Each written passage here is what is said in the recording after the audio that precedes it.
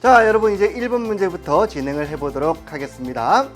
인천교육청에서 낸 문제인데요. 문제가 상당히 재미있는 문제들이 많기 때문에 하나하나 보시면서 내용 확인해 보시고 그리고 이렇게 풀어보면 되겠구나 하는 것 정도 체크하시면 좋을 것 같습니다. 자, 1번 문제부터 보실까요?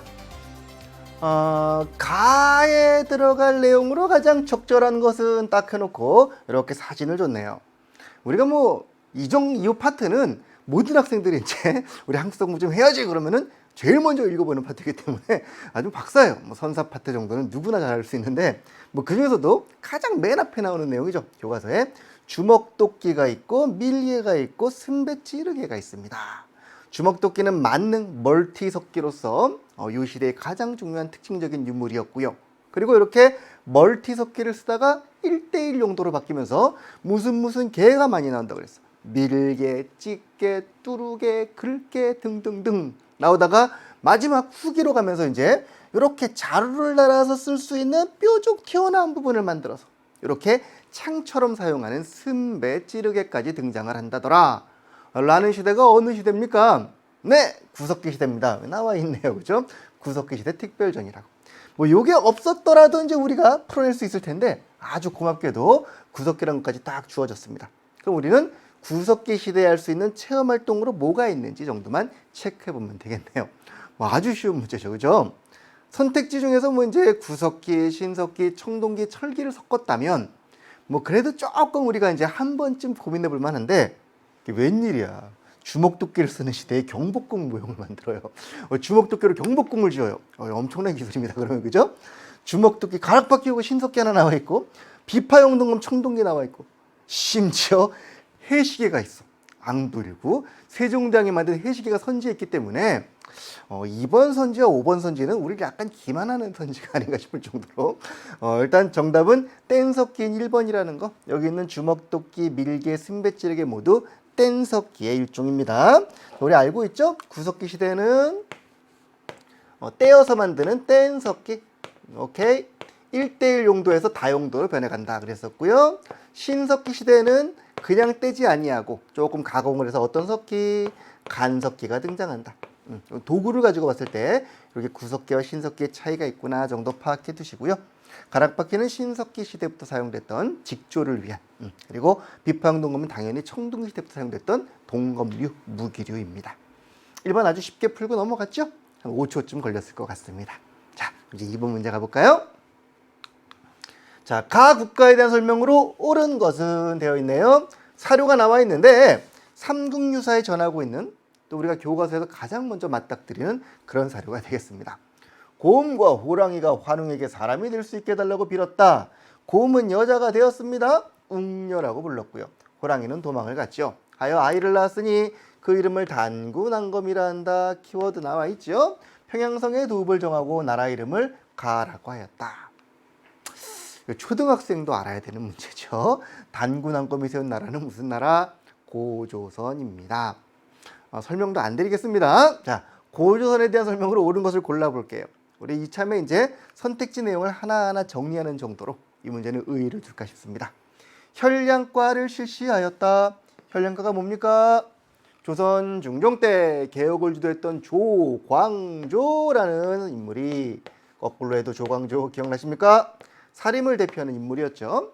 혈량과를 통하여 사림 세력을 대거 등용하려다가 결국 이제 훈구 세력에게 반발을 당하여 사화를 입었던 그 사건이 바로 기묘사화였죠. 혈량과는 그때 나왔던 특정 과거 시험제도입니다. 추천을 통해서 인재를 선발하는. 자, 훈련도감은 뭡니까?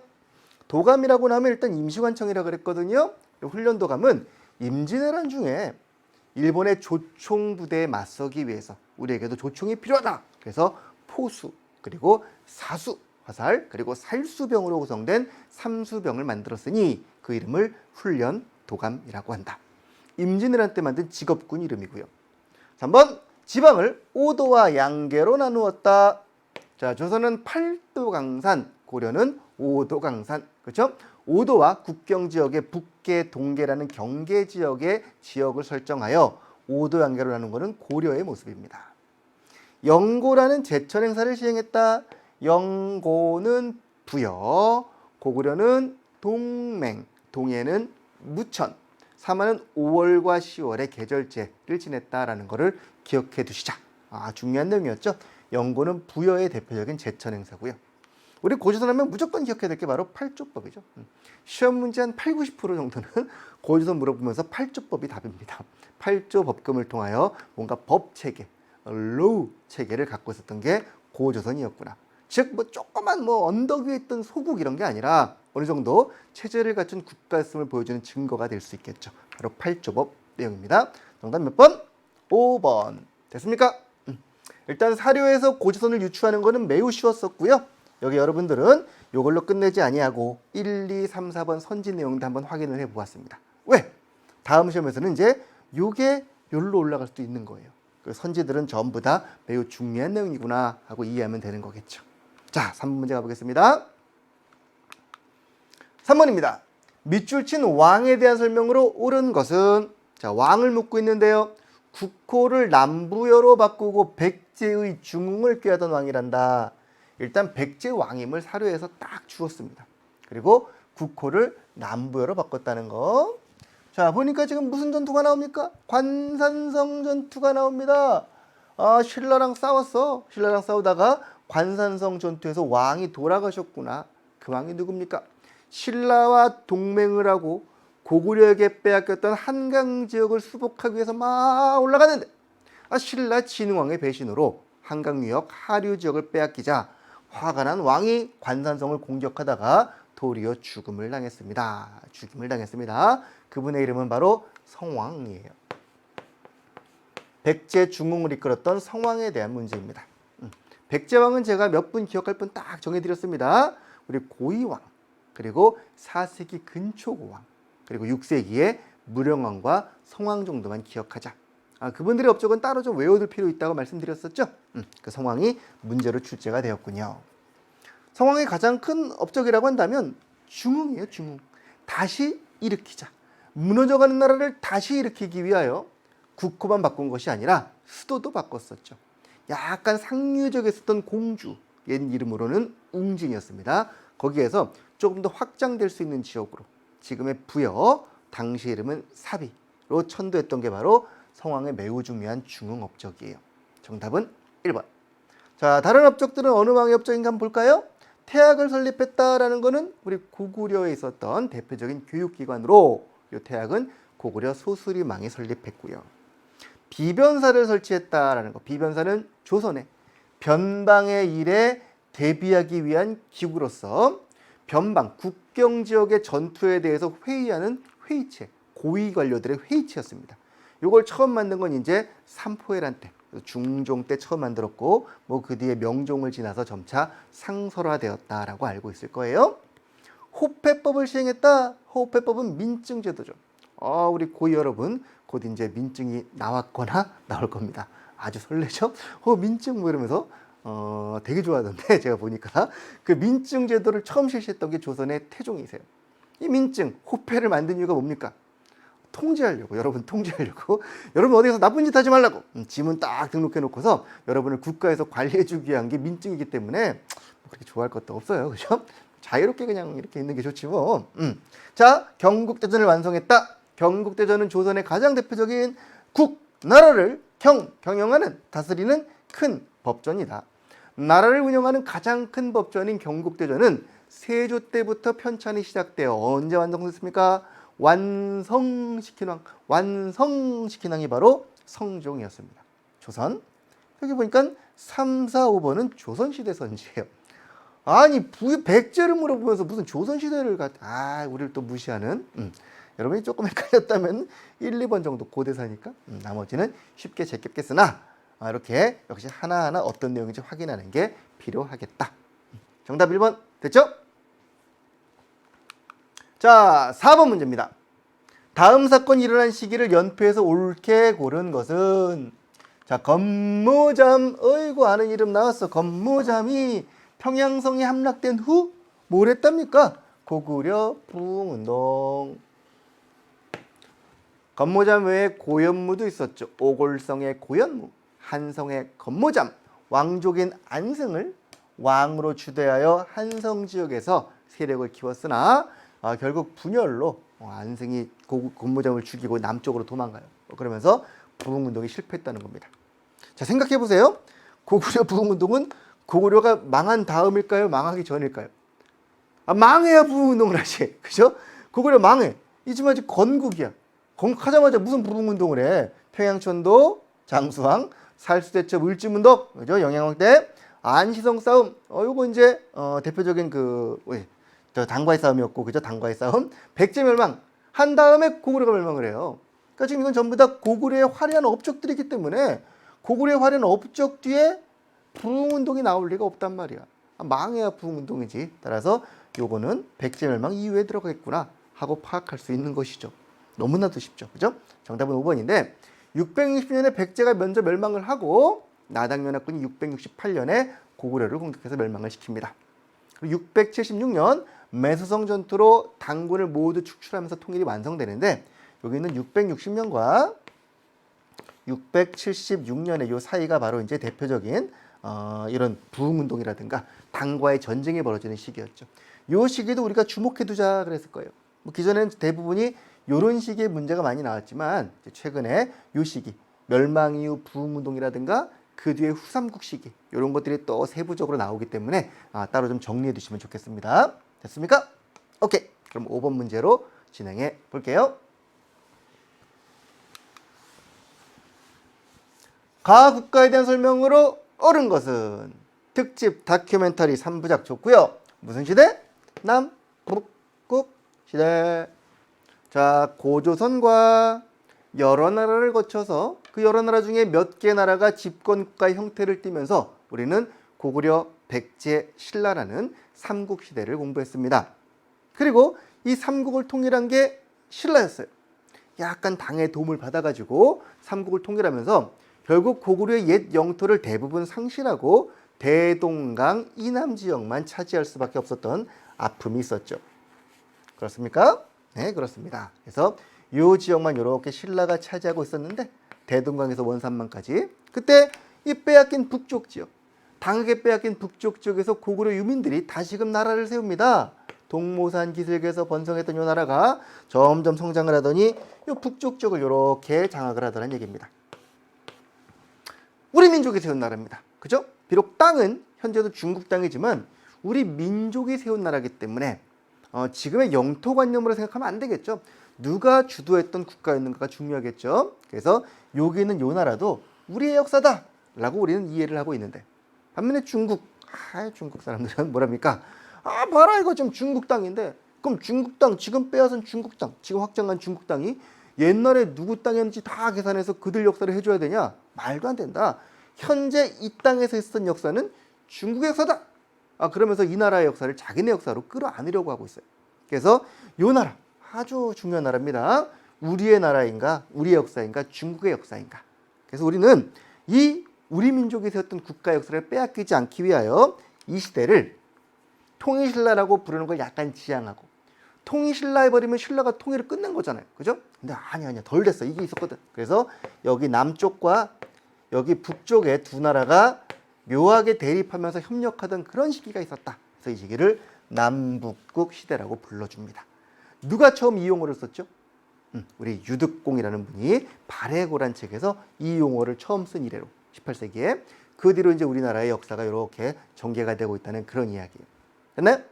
자, 남북국 시대는 바로 여기 있는 이 나라, 북쪽 나라인 발해에 대한 물음이에요. 남쪽엔 신라가 있었고 북쪽엔 발해가 있었기 때문에 뭐 발해라는 것 누구나 쉽게 캐치했겠지만 이렇게 남북국이라는 용어의 정의라든가 우리 주변 관계라든가 이런 것들을 조금 알아두면 좋겠다라는 마음에서 이렇게 설명을 좀 드려봤습니다. 우리나라는 민족을 중시해요. 그래서 사람이 어디에 속했느냐라는 이른바 속인주의라고 얘기하고 반면에 중국은 이 땅이 지금 우리 땅이면 우리 역사지 그러면서 땅을 중시하는 속지주의 역사관을 얘기합니다. 말이 안 되죠. 그죠? 지금 땅에서 벌어진 역사는 모두 우리 역사. 너무 이상한 얘기죠. 그죠? 누가 주체였느냐. 이게 가장 중요한 관점이 아닐까 싶어요. 자, 좋습니다. 대조영의 건국이라든가 무왕과 문왕의 성장이라든가 전성기 선왕의 해동성국 5경 15부 60위주라든가 이런 발해의 역사를 한번 정리해 볼까요? 화백회는 어느 나라의? 신라의 회의였고요. 그죠? 붕당 정치는 조선에서 이루어진 정당을 나눠서 붕당을 나눠서 이루었던 정치 구조였고요. 삼강행실도는 삼강오륜 중 삼강에 대한 행실을 그림과 함께 설명해 준 세종당이 만든 윤리서가 되겠습니다. 자, 가들의 사출도는 역시 부여에서 나오는 모습이죠. 라고 불렀던 고구려와 부여의 지배층들. 주변국에 의해서 해동성국, 해동의 융성한 나라로구나 라고 불렸던 게 바로 발해였습니다. 정답은 5번. 자, 다음 문제 가볼까요? 자, 6번 문제입니다. 가에 들어갈 내용으로 가장 적절한 것은 궁금합니다. 고려의 회의기구인 땡땡땡땡 중 궁금해요. 자, 그 땡땡땡땡이 뭔가 하고 봤더니 답변을 봤더니 이건 이제 답변이 맞다는 걸 전제로 이제 보는 거예요. 이 답변이 틀리면 안 되는 겁니다. Q에 대한 답변이 뭐라고 나왔냐? 재신과 추밀이 모여 국방 문제를 논의하는 기구였어요. 이품이상의 재신, 추밀. 우리 중서문화성의 이품이상을 재신이라고 불렀고 중추원의 이품이상을 추밀이라고 불러서 이들을 제추라고 불렀습니다. 이 제추회의고요. 식목도감, 임시관청인 도감. 식목은 뭐? 나무 심는 거? 갑자기 재신들이 모여서 나무 심는 거? 아니라고 했습니다. 법식과 절목, 법을 만드는 임시기구인 식목도감과 함께 고려의 독자적인 귀족 회의체입니다. 제추라는 귀족들이 모여서 합의를 통하여 합의를 거쳐가지고 이를 결정하는 우리나라의 매우 중요한 전통이에요. 화백부터 시작해서 조선의 비변사에 이르기까지 우리나라는 이렇게 고관들의 합의기구가 존재했다는 게 상당히 중요한 특징. 바로 이 기구의 이름은 도병마사죠. 그죠? 본래는 국방의 병마사들을 관장하는 회의였으나 국정 전반을 관리했고요. 나중에 원간섭기에는 그 인원이 늘어나고 관할하는 내용도 많아지면서 도평의사사라고 하는 도당이라고도 불렸던 도평의사사라고 하는 어떤 총체적 합의기구로 발전해 갔던 그런 기구가 바로 도병마사입니다. 정답은 1번이고요. 자, 역사서를 보관하고 편찬했던 기구는 춘추관이라는 곳이 있었죠. 한성의 행정과 치안을 담당한다. 한성 자체가 조선의 수도 이름이죠. 지금의 서울 한성부에서 담당했고요. 화폐와 곡식의 출납 및 회계를 담당했던 기구는 고려의 삼사. 조선은 호조가 담당했겠지만 유양소와 정부 사이 연락 기능, 지방에 있는 유양소와 서울 간의 연락을 위해서 만들었던 기구가 바로 서울에 거주하는 이들의 모임 경제소. 조선시대 이야기죠. 그죠? 역시 고려의 제도를 물어보면서 2번, 3번, 5번은 심지어 조선의 선지이기 때문에 뭐 어려운 문제는 아닙니다만 도병마사라는 제도를 약간 구체적으로 알고 있어야 풀 수 있는 그런 문제가 되겠습니다. 이런 제도사 문제는 좀 유의하시기 바랍니다. 고려와 조선의 중앙기구라든가 지방조직 같은 거 한 번쯤 눈여겨보시면 좋겠습니다. 자, 이 정도 하고 7번으로 가겠습니다. 자, 가 국가에 대한 설명으로 옳은 것은 가의 수도인 경주를 갔군요. 배낭 메고 1박 2일로. 뭐 경주 가면 뭐 도시 전체가 문화재죠. 그죠? 좀 엄청납니다. 경주의 불국사 3층 석탑. 우리가 흔히 얘기하는 석가탑이에요. 이렇게 이쪽으로 이렇게 보면 여기 다보탑이 서 있습니다. 나란히 서 있는데 이렇게 사진으로 보면 좀 작아 보이지만 9m 정도가 됩니다. 사람이 여기서 요만해요. 와, 크다 그러면서 봐야 되는 뭐 그런 정도의 석탑입니다. 아주 실제 가보면은 항상 문화재라는 거는 사진으로 보는 것보다 책으로 보는 것보다 실제 가서 보았을 때 훨씬 더 가슴에 확 와닿거든요. 뭐 수험 생활 도중에 이렇게 다니기가 쉽지 않겠지만 여유가 되신다면 휴가를 뭐 어디 이렇게 그런 데 놀러 가는 것보다도 이런 데 다녀보는 건 어떨까 하는 생각이 뭐 조심스레 듭니다만. 자, 성덕대왕 신종 땅 치면은 에밀레 한다는 그 신종이 경주박물관 앞에 딱 이렇게 전시가 되어 있습니다. 예전에 이렇게 치기도 했었는데 요즘은 치지 못하게 밑에 이렇게 나무로 고정을 시켜가지고 딱 이제 모양만 볼 수 있고요. 대신에 가면은 주변에 스피커에서 에밀레 소리가 정기적으로 이렇게 들립니다. 가서 이렇게 종을 보시면서 종 표면에 있는 비천상이라든가 이런 것들을 확인하시면 좋을 것 같아요. 자, 둘 다 어느 나라? 신라의 수도였던 경주에 있는 신라의 문화유산들이죠. 자, 우리 통일신라 신라에 대한 설명으로 옳은 것을 골라볼까요? 아이고 치국이가 왜 나옵니까? 치국이가 이거는 세종대왕이 비의 양을 재려고 만든 그죠? 석굴암을 조성했다. 뭐 불국사 석굴암 정도는 세트로 알고 계시죠? 예? 신라에서 만든 대표적인 인공 석굴로 전 세계적으로 아주 가치를 주목받는 그런 석굴입니다. 무령왕릉 축조는 백제, 공주 가면 볼 수 있고요. 농사직설을 편찬했던 것은 역시 세종대왕의 업적입니다. 상감청자는 고려의 대표적인 문화재로서 청자 표면에 상감기법으로 문양을 새겨놓는 매우 아름답고 정제된 그런 청자들이죠. 고려의 문화재입니다. 하여 정답 몇 번? 2번 되겠다. 뭐 문화사 문제지만 어렵지 않게 풀었으리라 생각합니다. 자, 다음 8분 문제로 가볼까요? 밑줄 친 왕의 정책으로 옳은 것은 많이 보셨죠? 나신으로 이렇게 되어 있어가지고 일단 수건을 덮어서 전시했던 그분의 청동상입니다. 이분은 고려를 건국한 분이에요. 딱 끝났네, 그죠? 고려 건국. 훈요 10조를 남겼습니다. 돌아가시면서 후대 왕들에게 교훈이 되는 요체 10개를 남겨가지고 이렇게 국정 운영을 하여라 라는 말씀을 하신 그분, 바로 태조 왕건. 고려를 세운 태조 왕건. 조선은 이성계, 알고 있죠? 고려는 왕건. 고려 태조의 정책으로 옳은 것은, 고려 태조의 가장 큰 업적이 있다면 삼국 통일이죠, 뭐. 그죠? 통일을 하면서 그 통일했던 그 지방 세력들, 후삼국 통일하고 호족들에 대한 정책들을 열심히 추진했었고요. 사심관 제도라든가 뭐 기인 제도라든가 역분전 제도라든가 호족을 어떻게 할 것인가, 성씨를 주기도 하고 결혼을 하기도 하고, 또 하나는 대민 정책이었어요. 오랜 전란으로 피폐해진 백성을 어떻게 할 것인가, 그래서 취민 유도라는 말씀으로 세금 제도를 정하게 됐고요. 그리고 이렇게 내부적으로 후삼국을 통일하고 막 열심히 활동하고 있을 때 북쪽에 발해가 멸망하고 그 지역에 거란 막 이런 세력이 내려온단 말이죠. 그래서 대거란 정책, 오히려 북진 정책을 추진하여 영토를 회복했던 분이 바로 태조 왕건이었죠. 제가 이렇게 세 개를 범주화시켜서 여러분께 하나하나 설명을 드린 기억이 있습니다. 기억이 안 나면 이제 기본 강의 또 보셔야죠. 그렇죠? 자, 이 왕의 정책으로 옳은 것은 직전법 실시, 세조죠. 조선 때 있었던 토지 제도고요. 우산국복속은 신라의 지증왕의 업적이고요. 초계문신제는 정조. 정조가 이제 백성을, 문신들을 불러가지고 가르쳤다, 뭐 같이 개발시켰다, 뭐 그런 정도의 내용이 되겠죠. 독서 산품가를 운영했다는 것은 신라 원성왕의 업적이었습니다.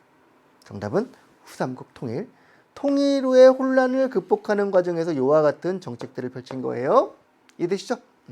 왕의 업적들, 태조 왕건, 그 다음에 고려의 광종, 그 다음에 성종, 저 뒤로 가서 공민왕, 고려왕 네 분만 기억해달라고 그랬습니다. 네 분만, 네 분 정도만 정리해 주시면 좋을 것 같아요. 고려가 이번에 6문왕 나왔죠. 절대로 비중이 적지 않아요. 고려가 조선에 비해서 학습량은 상당히 적은데 시험 문제 출제 비중은 꽤 많습니다. 이런 파트는 조금 열심히 해두면 당연히 이익이에요. 조금 공부하고 문제를 많이 풀 수 있는 파트니까. 그리고 조금 공부하다 보니까 양을 압축하다 보니까 아주 문제들이 쉬울 수밖에 없어요. 태조냐 광종이냐 성종이냐 구분해봐라, 뭐 이런 수준의 문제들이기 때문에 정확하게 내용만, 팩트만 기억하시면 쉽게 해결할 수 있는 그런 문제들입니다. 오케이? 해볼 의향이 막 살아나지 않습니까? 열심히 하셔야 됩니다. 다음 문제 가볼게요. 9번입니다. 가세력에 대한 설명으로 옳은 것은 한국사 용어 카드인데요. 사화. 우리 아까 들어봤네. 기묘사화라고. 그죠? 사화는 사림이 화를 입은 사건이에요. 성종 이후 본격적으로 진출했던 사림들이 기존의 훈구들과 갈등을 빚다가 젊은 사림들은 막 공격을 한 거지. 신진 사림들은 나라가 이게 뭐냐, 개혁하자 이러면서, 근데 훈구들이 뭐래, 뭐 이렇게 된 겁니다. 싸움을 빚다가 아무래도 기득권을 강하게 갖고 있던 훈구들에게 몇 차례 화를 입어요. 그 네 개를 우리가 보통 사대사화라고 불렀었는데, 맨 처음에 무호사화, 사초 때문에 연산군이 무호사화가 있었고요. 연산군 어머니의 원수를 갚자 했던 갑자사화, 미안합니다, 무호사화가 있었고, 그 다음에 조광조 세력의 기묘사화가 있었고, 그다음에 외척 간의 갈등에서 일어났던 을사사화가 있었죠. 이런 4대사화, 바로 사림들, 사들이 지방에서 열심히 공부하면서 숲을 잃었기 때문에 이들을 사림이라고 불렀어요. 이 사림 세력들에 대해서 물어보는 그런 문제입니다. 자, 이들은 공부를 했죠. 지방에서 정치에 참여하지 못하는 대신에 열심히 공부를 했습니다. 학문적 소양이 상당히 깊었어요. 이 성리학적 소양을 가지고 성리학적 질서에 입각한 국가를 만드는 게 목표였습니다. 자기들이 공부한 학문을 가지고 그에 맞는 나라를 만들자라는 거예요. 자, 그러나 자기가 살아있던 당대에 정계에 진출할 수가 없습니다. 그럼 누가 해야 됩니까? 근데 후대가 또 해봐야지. 그 사람 때도 못하면 또 후손이 해야지. 사람들은 계속 대대로 이 성리학적 마인드를 계승해 나간 거예요. 어떻게? 당연히 학교가 있어야 되겠죠. 이 성리학을 공부하는 사립학교인 서원을 만들었습니다. 나라에서 만들어진 향교가 있었는데 성에 안 차. 부목군현, 지금으로 치면 시구에 하나씩밖에 없습니다. 성에 안 찼기 때문에 자신들의 교육기관을 만들고 여기서 개인적으로 열심히 후손들을 쫙 키워낸 거죠. 자, 그리고 비록 중앙정치에 참여 못했지만 지방에선 내가 좀 먹어주거든. 그래도 우리 동네에서 유지급입니다. 동네 백성들을 나의 뜻대로 통치하고 싶은 거예요. 유양소를 만들고 지방 백성들을 우리가 생각하는 성리학적 질서에 맞는 규율로 묶어보자 해가지고 만든 게 바로 지방에서의 약속인 향약이에요.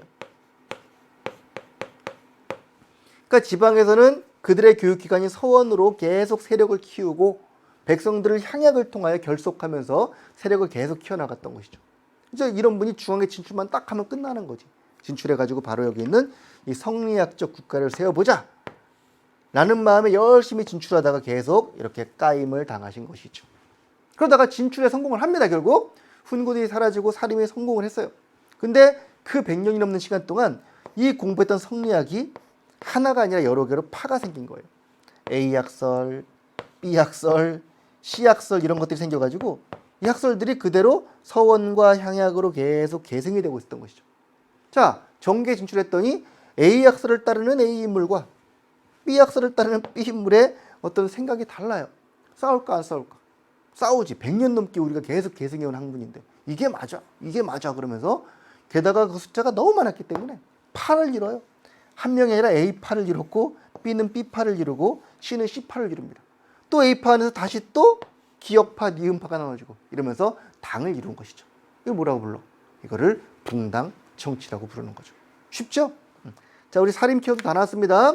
사림은 성종 때 정계에 진출하기 시작하여 훈과 대립을 했고 성리학적 마인드로 서원과 향약으로 지방 세력을 키웠고요. 중앙에 진출해서는 그 성리학적 마인드 때문에 결국 당파, 붕당을 이루고 말았다라는 스토리예요. 어렵지 않죠? 사림 다 이게 답니다. 자, 한번 문제 볼까요? 정답이 어디 있을꼬? 서원과 향약이라는 바로 3번의 정답이 있군요. 고맙습니다. 자, 교정도감은 누가 설치했습니까? 고려 무신이었던 최충헌이 만들었던 기구였고, 제가회의는 바로 우리 고구려에 있었던 가들의 회의였고요. 노비안검법, 이건 알아야죠. 노비를 살피고 검사하여 양인으로 풀어주는 법, 고려 광종의 업적이었고요. 스스로 성주 또는 장군이라고 부르면서 세력을 과시했던 것은 신라 하대의 호족들에 대한 설명 되겠습니다. 됐습니까? 세력에 대한 문제들이니까요. 어떤 세력인가를 중심으로 보시면 좋을 것 같아요. 다음 문제 가겠습니다. 10번이에요. 밑줄 친 단판의 결과로 옳은 것은, 이것도 많이 봤던 단판이지 뭐. 단판하면 딱 끝이지 뭐, 그죠? 우리 역대 한번 심심해서 역사학자들께서 설문조사를 벌인 결과 역대 위인들 중에서 외교부 장관으로 가장 적합한 인물이 누구냐?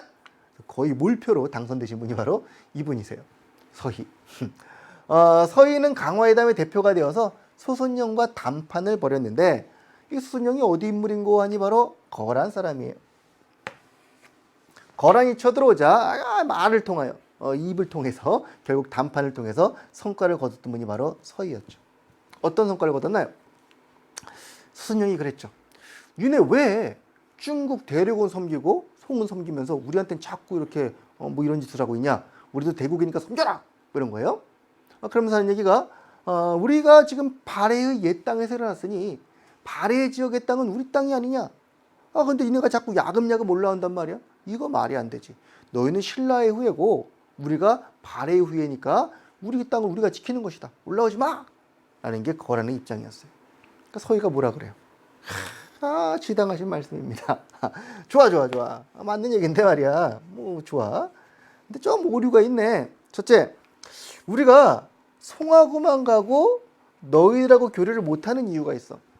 너희한테 가려고 그러면 여기 여진족들이 자꾸 이 아주 야만족인 놈들이 와가지고 자꾸 우리를 괴롭혀. 그래서 육로를 통해서는 갈 수가 없어. 육로가 차단이 돼가지고 해로를 통해서 얼마나 힘들겠니. 우리도 바다 건너가는 건데 성과 교류하는 것이니 얘가 처음 그렇다면 너희하고 친해질 수 있게 여진족이 올 수 없게 이 지역에다가 성을 좀 쌓는 걸 허락하면 어떻겠니라는 거예요. 두 번째, 이건 좀 심각한 오류야. 니네 발해를 계승했어. 우린 신라고. 우리나라 이름이 뭔데? 고려야, 고려. 따라해봐. 고려. 그치, 우리는 발해의 조상이었던 고구려를 계승한 고려란 말이야. 따라서 우리가 우리 옛 땅을 찾는 거에 불과해. 영토로 치자면 기국의 동경도 본래 우리 땅이거늘 어찌 이런 걸 가지고 침식했다고 하는가? 라고 딱 멋있게 얘기를 하자 서순영이 그렇군 하고 꼼짝 못하고 돌아갔다는 이야기예요. 그래서 우리는 압록강 동쪽 지역에 성을 쌓았습니다. 압록강 동쪽에 6개의 주를 설치했으니 그게 바로 강동육주 되겠습니다. 정답은 2번이군요. 그렇죠?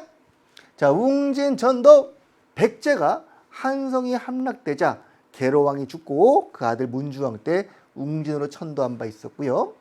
요동정벌 추진은 여러 차례 있었죠. 물론 고구려에서도 있었고 그러다가 고려 말 조선 초에 몇 차례 일어납니다. 우리 공민왕도 했었고요. 그죠? 최영도 요동정벌을 추진한 바 있었고 나중에 태조 이성계도 요동을 정벌해 볼까? 뭐 이런 얘기를 했었습니다. 백두산 정계비를 건립했다. 백두산 정계비는 청과 우리의 국경을 경계를 정하기 위해서 백두산에 세운 비석입니다. 숙종 때 1712년 숙종 때 만든 비석이고요. 쓰시마를 정벌한 건 역시 고려 말과 조선 초에 2번 있는데 우리가 유명하게 알고 있는 거는 조선 세종대왕 때 이종무 장군의 쓰시마 정벌이 있었죠. 외구의 근거지를 소탕할 목적으로. 정답은 2번. 됐습니까? 오케이. 자, 11번 문제로 갑시다. 자료의 문화유산에 대한 설명으로 옳은 것은 별그램이네. 별그램. 그죠? 동그라미 별그램. 참 그림도 참 재밌게 그렸어요. 자, 고려시대 강화도 등지에서 제작되어 현재 합천 해인사에 보존된 이거. 모르면 안 되지. 8만 장이 넘는데도 이거 못할 자가 거의 없는 이것의 이름은 팔만대장경 혹은 뭐 제조 대장경. 국보이고 심지어 유네스코 세계 기록 유산이네요. 그죠? 어느 나라 거? 고려 겁니다. 왜 만들었죠? 고려는 원래 대장경을 많이 만들었어요. 처음 만든 초조 대장경이 있었는데 이 대장경이 불이 났어. 소실됐어. 언제? 거란 침입에 대비해서 만든 건데 몽골 침략으로 불타버리고 만 거예요. 거란의 침략 때 만들어서 쭉 보관해 오다가 몽골 침략으로 불타버리자 안 되겠다 싶어서 몽골 침략 때 불탄 초조를 대신하여 다시 만들었으니 그걸 우리는 다시 만들었잖아요. 제조 대장경이라고 불러요. 근데 이거는 이전의 초조보다 훨씬 더 정확하고 정교하고 아름다운 모든 걸 망라한 그런 장경이기 때문에 19세기, 20세기까지만 해도 전 세계적으로 가장 대표적인 장경의 표본이 되었던 게 이거예요. 무려 장수가 8만 장이 넘어요. 8만 대장경이라고도 부르고 합천 해인사에 보관되어 있는데 그 보관한 장경 판전 역시 매우 과학적으로 만들어진 아름다운 건물입니다. 건물도 유네스코 세계문화유산. 요거는 유네스코 세계기록유산에 등재가 돼 있죠. 오케이? 자, 요 8만 대장경 언제 만들었다고요? 몽골 침략으로 요게 불타자 대신 만든 겁니다. 몽골의 침략에 대비하기 위해서.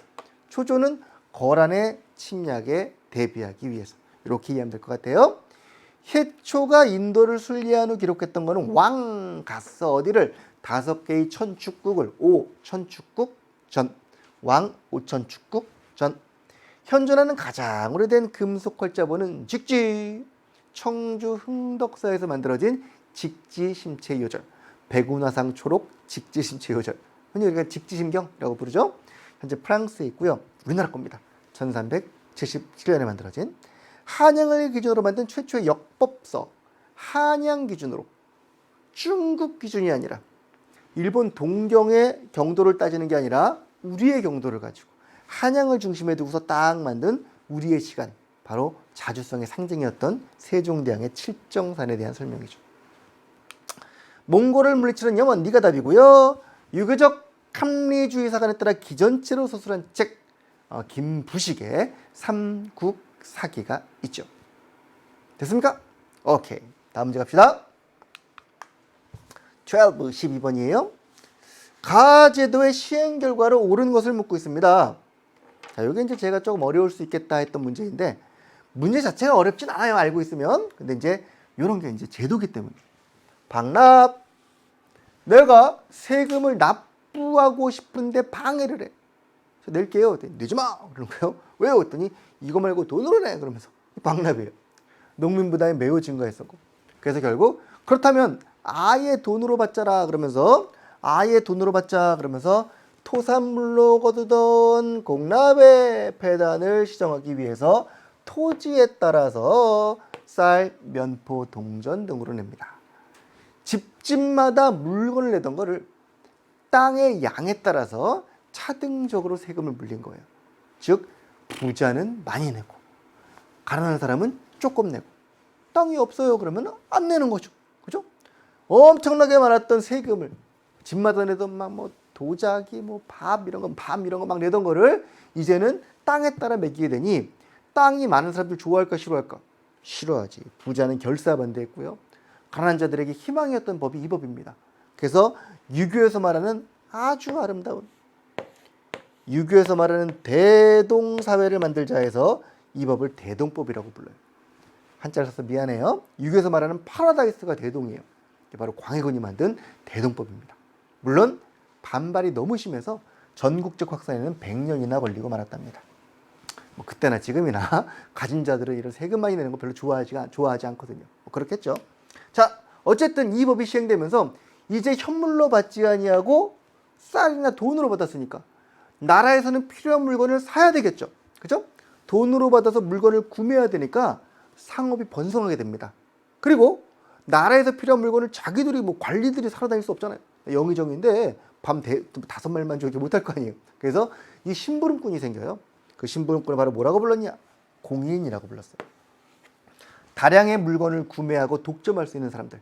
그래서 이 대동법으로 인하여 우리나라에는 자본주의의 싹이 피기 시작합니다. 자본주의 맹아라고 하는 싹이 피는 타이밍이 이때쯤부터 나오더라는 얘기예요. 아주 중요한 법이죠. 정답은 1번입니다. 경치도 알죠? 고려에서 시장을 감독하던 기관이었고요. 모내기는 조선 후기에 유행했었던 이양법, 옮겨 심는 거. 선무군간포라는 거는 균역법에서 나오죠. 균역법에서 1인당 한 피를 거두면서 상류층에게도 포를 거두고 대신에 선무군간이라는 이름을 주자 했던 그런 법이었고요. 전시과는 고려의 수조권, 분급, 토지제도 되겠습니다. 말들이 조금 어려웠죠? 제도사가 그래요. 한자기 때문에 여러분들이 한자 의미를 하나하나 이해하는 게 상당히 중요합니다. 대동법에 대한 문제 한번 풀어봤습니다. 다음 문제 갈게요. 자, 13번입니다. 가와 나 시기 사이에 있었던 사실로 옳은 것은 사이 문제인데 그림이 아주 뭐 웹툰 같아요. 우리는 끝까지 싸울 것이다. 배중손, 배 안에 손이 있다. 배중손 기억나세요? 삼별초를 이끌고 진도에서 마지막까지 싸웠던 삼별초의 항쟁. 몽골의 끝까지 맞서 싸운 고려 삼별초 항쟁이고요. 그 뒤 공민왕 쌍성총관부를 공격하라. 분명히 상당히 젊고 기세가 등등한 분으로 그려져 있습니다. 자, 쌍성총관부 탈환을 외쳤던 반원 자주책. 원의 침략으로 마지막까지 싸우고 이 뒤에 결국 원의 지배를 받아요. 몽골의 지배를 약간 받으면서 원 간섭기를 거친 후 원이 점차 쇠퇴해가자 공민왕이 등장하여 그 원을 박살내자! 라고 외치고 있는 모습이에요. 그럼 요거와 요거 사이에는 원 간섭기의 모습이 들어가야 되겠죠. 그죠? 원의 지배를 약간의 받으면서 간섭을 받는 시기가 가와 나 사이에 들어가 있구나. 이 정도만 캐치해도 문제를 풀 수 있을 겁니다. 백제가 신라와 동맹을 맺었다. 뭐래? 이게 삼국 얘기가 왜 나와? 그죠? 당이 웅진도독부를 설치했다. 언제입니까? 당이 나오면 안 돼. 지금 원이야. 당의 웅진도독부 설치는 백제를 멸망시키고 쥐들이 지배하려고. 궁예가 후고구려를 공격했다. 조금 점점 시대가 오고는 있는데 아직은 후삼국 시대 얘기고요. 원이 고려에 정동행성을 설치했다. 바로 누구의 지배를 받아? 원에 간섭받으면서 이 원나라 놈들이 알았어, 니네 나라는 안 먹을게. 대신에 간섭만 조금 하고 너희 나라 동쪽에 있는 일본을 정벌하고 싶어. 동쪽에 있는 일본을 정벌하기 위한 행성을 만들 거야 라고 만든 게 정동행성이에요. 일본 원정은 실패로 끝나고 우리나라 내정 간섭기구로 남게 되었죠. 금강가야 낭랑회 이야기는 이건 저 5세기로 올라가서 옛날 이야기입니다. 지금 1번, 2번, 3번, 5번 선지가 너무 생뚱맞아요. 그러나 수능에서는 이제 이런 것들을 전부 다 고려의 선지로 바꿔서 출제할 수 있다는 것이죠. 염두 두시고 4번 정답 체크하시면 되겠습니다. 다음 문제 볼게요. 자, 14번 문제입니다. 며칠 전 우리나라에서 시행된 경제정책으로 오르는 것은 아주 또 예쁘게 생긴 두 남성분이 대화를 나누고 있습니다. 수도 개경에서 가까운 벽란도에 다녀왔다며 우리나라 수도는 개경이고요. 가까운 벽란도에 갔다 왔다며 이 나라의 경제할 때 빠지지 않고 나오는 것. 국제무역항 벽란도. 그리고 화폐정책. 그죠? 화폐를 발행했는데 동전도 만들었고 철전도 만들었고 은으로 만든 고액화폐도 만들었다. 이 나라의 키워드죠. 이 나라의 국제무역항답게 송나라와 일본과 대식국 아라비아 많이 먹었어. 그 사람들이 대식국이라고 불렀어요. 뭐 이렇게 많이 먹어? 이러면서 손으로 막 집어서 먹잖아요. 그래서 그런 외국 상인들로 북적이는 국제무역항을 이야기하고 있습니다. 개경을 쭉 따라 나가면 예성강 하구가 나오거든요. 그 예성강 하구에 있는 벽란도를 얘기하고 있는 거예요. 어느 나라입니까? 고려지 뭐 고려. 그래서 이때 벽란도에 드나들던 아라비아인들에 의하여 고려라는 이름이 서방에 알려졌다라고도 우리는 알고 있는 것이죠. 코리아. 자, 고려의 경제정책을 묻고 있습니다. 결작을 징수했다. 역시 조선의 세법이죠. 선무, 군간포, 균역법 이후에 한 결당, 1결당 한 말씩 한 가마씩 내라고 하는 한 말씩 내라고 하는 결작이 나옵니다. 왜 이럽니까? 그죠? 영정법을 실시했다. 조선 후기 역시 세제 개편이고요. 이거는 전세, 토지세에서 1결당 4도로 규정했던 법이었고요. 상평통보 역시 조선 후기에 만들어진 화폐죠. 숙종 때 만든 화폐입니다. 연본구동법은 조선 초 세종대왕이 만든 한 해의 풍융도를 나눠가지고 세금을 매기겠다 하고 만든 제도. 한 해의 연의 구분을 9개로 나눠가지고 풍년인지 흉년인지를 9단계로 나눠가지고 그거에 맞게 세금을 매기는 거예요. 전부 다 조선의 법들이고요. 조선 전기, 조선 후기의 내용들을 묻고 있네요. 정답은 뭐? 은병이라고 하는 고액화폐를 발행한 고려. 요것도 조금 어렵게 내자면은 같은 뭐 시기를 조금 섞어서 낼 수도 있는데 4개를 전부 다 조선으로 한정해 줬기 때문에 조금 더 이제 우리가 수월하게 풀 수 있지 않았을까? 라는 저만의 생각인지 모르겠습니다만 자, 이렇게 정리되도록 합니다. 항상 고려와 조선의 무역이라든가 경제정책의 총 포괄적인 문제들 이런 게 한 문제씩 나오곤 하거든요. 이런 큰 틀에서 이해를 좀 해두시면 좋겠습니다. 다음 문제 갈게요. 15번. 돈이다, 돈. 갑자기 시험지에 돈이 떴어요. 화폐로 보는 역사 이야기. 한국 탭을 눌렀더니 1,000원권, 5,000원권, 만원권. 좀 내리면 이제 5만원권도 있을 거고 올리면 500원도 있고 쭉 있겠죠. 자, 대한민국 만원권에는 조선의 왕인 이분이 도안되어 있습니다. 모르지 않죠? 1,000원에는 누가? 퇴계 이황 선생. 5,000원에는 율곡 이이 선생. 그죠? 만원에는 세종대왕. 5만원에는 율곡 이이의 어머니인 신사임당. 사임당 신씨가 도안되어 있고 500원은 학. 그죠? 100원은 이순신. 10원은 다보탑. 뭐 이렇습니다. 자, 만원권에는 이분이 있는데 이분의 업적도 소개를 했습니다. 집현전을 설치하였고 현 어진 사람들을 모아서 둔 편전에서 열심히 공부해라. 최운덕, 김용설 파견하여 사군 육진을 개척했고 엄청난 문화 업적을 남긴 분이 바로 이분이시죠. 광화문 앞에 가면 황금색으로 딱 앉아 계신 그분이세요. 세종로에. 자, 노급을 폐지했다. 신라에게죠. 노급은 고대의 토지제도이고 신라 신문왕 때 노급을 폐지하고 귀족의 땅을 폐지하고 대신에 관료전을 지급했던 개혁이 있었습니다. 황룡사 건립 역시 신라에게죠. 황룡사라는 절은 진흥왕이, 황룡사 구축 목탑은 선덕왕, 선덕여왕이 세웠습니다. 훈민정음 요거 답이죠. 이거 모르면 큰일 나지. 세종대왕의 훈민정음은 대한민국 국민이면은 어릴 때부터 알고 있는 상식이에요. 북한산 수수비는 진흥왕이 만든 비석이고요. 22단문의 왕족을 파견했던 것은 백제 무령왕의 업적입니다. 또 1, 2, 4, 5번을 전부 다 고대의 왕들로 바꿔줬기 때문에 정답 3번은 물론 알았겠지만 쉽게 풀 수 있는 그런 문제. 설명 다 안 드릴게요, 이거는요. 자, 16번 갈게요. 가에 들어갈 내용으로 가장 적절한 것은 임술련의 농민의 함성이 있습니다. 임술련, 임술, 농민, 봉기. 1862년, 연도 몰라? 괜찮습니다. 철종 때 안핵사 밀란을 관리하기 위해서 파견된 관리였습니다. 이분이 박 교수예요. 어허. 제네럴 셔먼호 사건에 나오는 그분 맞습니다. 이분이 이때 안핵사로 내려가서 살펴본 겁니다. 밀란이 왜 일어났어? 왕이 물어봤더니 큰일입니다. 밀란이 일어날 만했어요. 부패한 관리들이 세금을 얼마나 뜯어가는지 이거 정말 백성들이 힘들 수밖에 없습니다. 백성의 문제가 아니라 관리의 문제고 나라의 문제입니다. 따라서 나라가 개혁을 해야 됩니다. 라고 외친 분이 박 교수예요.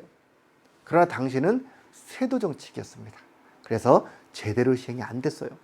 그리고 이제 이듬해 1863년에 흥선대원군이 집권을 하면서 우리나라는 근대기의 격변의 소용돌이로 들어가기 시작한 것이죠. 정말 안타까운 장면 중에 하나입니다. 임술봉기가 있기 전에도 수많은 농민봉기가 있었거든요. 그런 것들을 관리하면서 조금 안정시켜 나갔더라면 얼마나 좋았을까. 부패한 관리들 때문에. 보니까 전세 수치,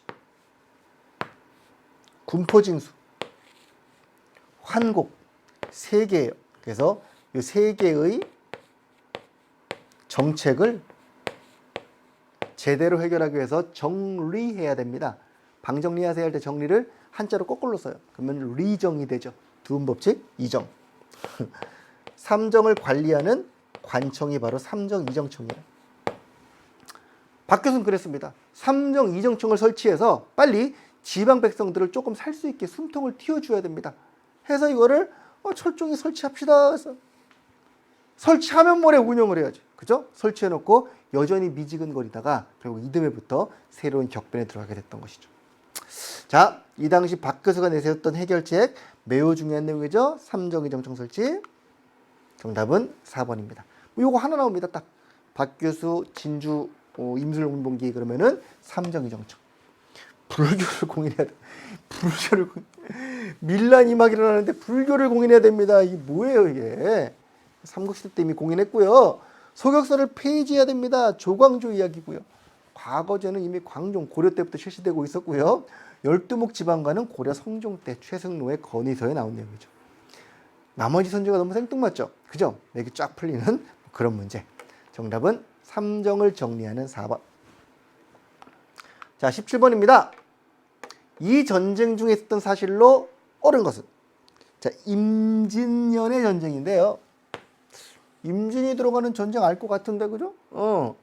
의병들이 왜군과 싸웠어. 틀림없는데. 그 의병 중에 곽재우가 나와 빨간 옷을 입고 막 다니던 빨간 옷 홍의 장군. 마시는 홍이 그런 거 아니고 홍의 장군. 홍의 장군 곽재우가 의령에서 의병을 일으켰답니다. 무슨 전쟁이요? 임진, 우리가 보통 외란이라고 하죠. 임진 전쟁 뭐 이렇게도 부르지만 임진 외란입니다. 그러니까 외 놈들이 일으킨 란이기 때문에 외란이라고 불러요. 교과서 표현입니다. 자, 이 전쟁 중에 있던 사실로 옳은 것은 임진왜란 하면 떠오르는 분이 있죠. 누구? 이순신 장군 떠올라야 되겠지, 그죠? 권율 장군, 그다음에 김시민 장군 떠올라줘야 됩니다. 최후의 강화천도는 몽골 침략 때, 윤관의 동북 구성은 고려 여진족 때, 김윤우의 처인성은 고려 몽골 침략 때, 인조가 남한산성으로 나 혼자만 산성으로 올라갔던 이거는 병자호란 때고요. 이순신의 한산도 대첩 5번이 답이죠. 이게 초등학교 문제지, 그죠? 임진왜란, 이순신 이거 모르면 어떡할게요. 임진과 곽재우 등을 보고서 임진왜란임을 유추해라 라는 의도의 문제인 것 같은데 난이도가 상당히 떨어지는 문제입니다. 학생들도 꼭 초등학생처럼 이렇게 그려놔가지고 우리를 조금 맥을 풀리게 하는. 자, 18번 문제로 가겠습니다. 밑줄 친 왕의 업적으로 옳은 것은 18, 19, 20 세 개가 문화사예요. 자, 보통 이제 이런 데 가면은요, 이렇게 스탬프를 찍는 곳이 있어요. 그래서 많이 이런 거 해놨습니다. 지방마다. 경주도 있고, 뭐 공주도 있고 가면은요, 어느 지역 가서 이걸 찍어보세요 해가지고 이걸 다 모으면은, 스스로 기쁜 뭐 그런 스탬프입니다. 뭐 상품을 주거나 그러진 않더라고요. 자, 스탬프 투어 지도가 있는데 화성 행궁이 있고요. 행궁. 행궁은 왕이 행차해서 머무는 곳이. 창룡문, 화옥문, 장화문, 화선문 같은 문들이 있고요. 그리고 서장대라고 하는 장대는 군사 지휘관이 이렇게 훈련하면서 이렇게 뭐라 그럴까 지휘하는 곳 장대입니다. 남한산성 올라가면 수어장대가 있고요. 서쪽에 있는 서장대가 이렇게 표시가 되어 있고요. 팔달문이라고 하는 이 정문도 있고요. 자, 이게 바로 어디입니까? 수원, 화성. 누가 만들었죠? 수원으로 아버지의 묘를 이장하면서 여기다 계획도시인 실학자들의 모든 기술과 이념이 모두 담겨있는 그런 계획도시인 화성을 건설합니다. 성을 쌓는 데는 정약용의 거중기를 이용했었고요. 그죠? 성 옆에다가 농장도 만들고 집단 농장도 만들고 이러면서 상당히 계획적으로 만든 도시였습니다.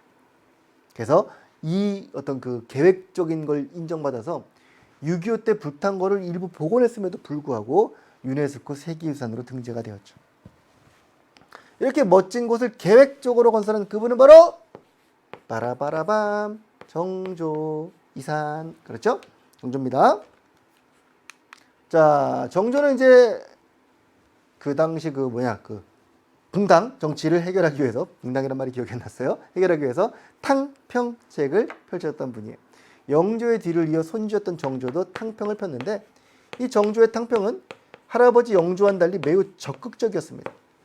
내 사람을 키울 거야! 그래가지고 자기 세력을 키워서 그들과 함께 젊은이들과 개혁을 하는 그런 탕평이었어요. 그래서 젊은이들 키우기 위한 규장각이라는 왕실 도서관을 매우 활성화시켰고요. 그리고 젊은 문신들과 함께 공부하는 초계 문신제, 앞에서 봤었죠? 이런 제도를 실시했고요. 그리고 자신의 군사 기반으로 기존의 군대는 전부 다 서인 세력들이 다 먹고 있었기 때문에 군사적 기반을 갖추기 위해서 장용영이라고 하는 노론과의 싸움이었죠. 이라는 군대를 설치합니다. 세 가지 규장각, 초계문신제, 장용영, 서인중 노론과의 싸움입니다. 자, 이 왕의 옆쪽으로 오른 것은 이 중에 있겠죠. 뭐 규장각. 국자감은 고려의 교육기관이죠. 성종 때 화랑도는 신라 진흥왕이 개편했고요. 전민변정도감이라고 하는 것은 공민왕을 비롯한 고려 후기의 왕들이 땅과 백성을 바로잡기 위해서 만든 개혁기구였습니다. 당연히 임시관청이겠죠. 마립간 칭호를 사용했던 거, 뇌물마립간, 신라. 마립간 다음에 이제 왕으로 바뀌죠. 지증왕 때. 자, 정답은 2번인데 나머지가 고려, 신라니까 너무 생뚱맞아요. 여기 영조랑 정조를 섞어주는 게 일반적인 문제 유형입니다. 영조와 정조 중에서 골라봐라 뭐 이런 것들. 세 가지 정조의 핵심 키워드로 기억해 둘 것. 자, 다음 문제 가볼까요? 그러니까 문화사로 화성을 물으면서 내용은 약간 다른 걸 섞어놓은 그런 유형들이에요. 자, 19번입니다. 가에 들어갈 내용으로 가장 적절한 것은 유영원, 이익, 정약용. 조금 난이도가 있는 문제에서는 이분들의 주장을 구분하는 문제라든가 이분들과 같은 다른 그룹을 이루는 중상학파라 불리는 분들이 있어요. 물론 중농, 중상을 구별하는 게 상당히 좀 자기적이긴 합니다만 중농 말고 중상들이 있는데 중상은 누가 있죠? 뭐 유수원이라든가 홍대용이라든가 뭐 이런 분들, 박지원, 박재가 이런 분들이 있는데 이 중농과 중상을 비교해서 묻는 문제가 가장 일반적인 패턴의 문제. 좀 어려우면 중농학파 내에서 학자들의 주장을 구분하는 문제. 이런 정도까지 나올 수가 있어요. 이 문제는 좀 아주 포괄적으로 실학자 전체에 대한 문제인데 심지어 이 주장들을 가지고 유추할 수 있는 선지를 만들어 놓고 있어요. 기본적으로 유영원, 이익, 정약용이 실학자라는 건 기억하셔야 됩니다. 영종조 때 활약했던 실학자들. 그리고 중상학파로 유수원, 홍대용, 박지원, 박재가 등이 있다. 기억하셔야 됩니다.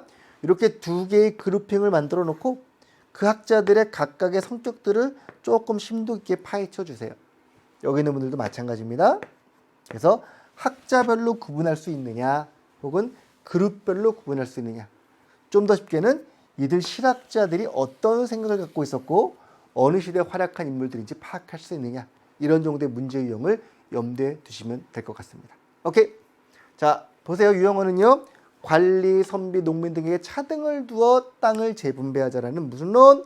균전론. 땅을 균등하게 나눠주자. 균전론. 이익은요, 영원히 업으로 삼아야 되는 매매가 불가한 땅을 설정하고 땅의 소유를 제한하자는 한전론. 좀 어렵죠? 최종은 집단 농장을 만들고 엿장을 두어서 그분의 관리하에 공동생산, 공동분배하자는 여전론. 이와 같은 토지개혁 논의를 일으켰던 분들이 바로 토지개혁, 농업의 이야기를 하신 분들이 바로 중농학파 분들이에요. 중상학파는 어떤 내용을 얘기했을까? 농업도 중요하지만 농업을 자급자족을 위해서 하면 안 되는 거야. 판매를 위해서 농업의 상업적 경영이 필요해. 그리고 판매했다면 팔아야지. 팔려면 뭐가 필요할까? 유통망이 필요하지. 수레와 선박의 활용. 우리 국내에서만? 아니야. 무역도 활성화시켜야 돼. 청과의 무역. 이런 것들을 외치면서 상업 발전을 외친 분들이 중상업화 분들이에요. 중농, 중상 모두 매우 개혁적인 분들입니다. 농업의 근본인 토지를 분배하자. 그 뒤로도 지금까지도 한 적이 없습니다. 이거는. 그리고 농업이 중시되던 시대에 상업을 발전시키자. 말업으로 천시되었던 상업을 중시했기 때문에 이 두 세력 모두 상당히 개혁적인 분들입니다. 매우 개혁적인 분들이고 그들은 실리를 추구했던, 현실을 추구했던 실학자 분들이세요. 언제요? 18세기 영정조 때 활약한 분들. 꼭 기억해 둡시다. 자, 문벌 귀족이라고 하는 분들은 고려 중기의 귀족들이고요. 신인사대부는 고려 말, 조선 초에 활약했던 분들이고요. 육두품은 신라의 진골 바로 밑에 있었던 상당히 사회 비판적이었던 분들이었고, 서경세력은 묘청의 난태, 묘청의 서경천운동 때 나왔던 분들이죠.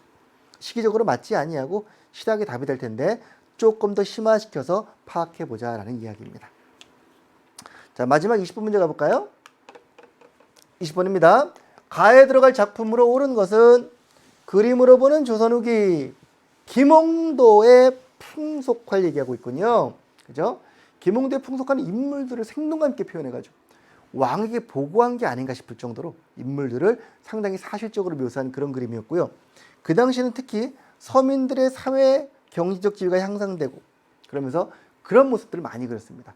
모내기하는 모습, 서당, 무동, 씨름 이런 서민들의 삶의 취취를 찾아서 정리하는 게 김홍도의 풍속화의 특징이었고, 비슷한 시기에 신윤복이라는 분이 있는데 그분은 양반들의 어떤 그 유희, 놀이, 특히 부녀자들의 모습들을 많이 그렸던 걸로 유명한 분이죠.